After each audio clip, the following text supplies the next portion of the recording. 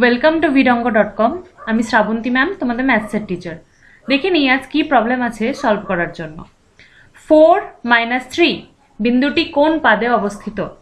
এটা খুব ইজি, কিচ্ছু নেই, শুধুমাত্র আমাদের গ্রাফটা একটু জানতে হবে যে কোন কোয়াড্রেন্টে কোন পয়েন্ট থাকে।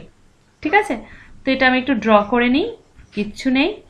দেখো, এটা এক্স অ্যাক্সিস, এক্স ও এক্স ড্যাশড, আর এটা ওয়াই ও ওয়াই ড্যাশড।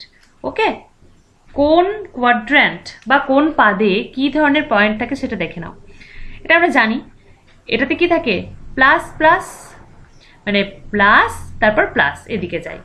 ওকে, এটা হচ্ছে মাইনাস প্লাস মাইনাস প্লাস, তার মানে হচ্ছে এক্সটা হয় নেগেটিভ আর ওয়াইটা হয় পজিটিভ।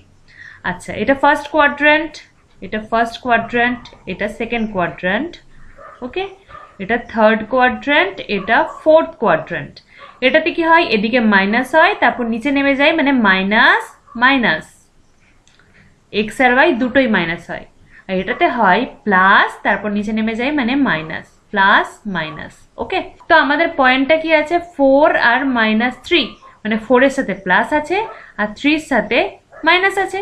তার মানে প্লাস মাইনাস কোনটাতে আছে, ফোর্থ কোয়াড্র্যান্ট, মানে চতুর্থ পাদে। তাহলে বিন্দুটি কি হবে, চতুর্থ পাদে অবস্থিত হবে। ঠিক আছে, চতুর্থ পাদে অবস্থিত, কিছু নেই, খুব সোজা, এটা একদম বেসিক। তো vidongoর সাথে যুক্ত থাকার জন্য অনেক ধন্যবাদ। এই ধরনের প্রবলেমের সলিউশন পেতে অবশ্যই আমাদের ওয়েবসাইট ফলো করতে থাকুন।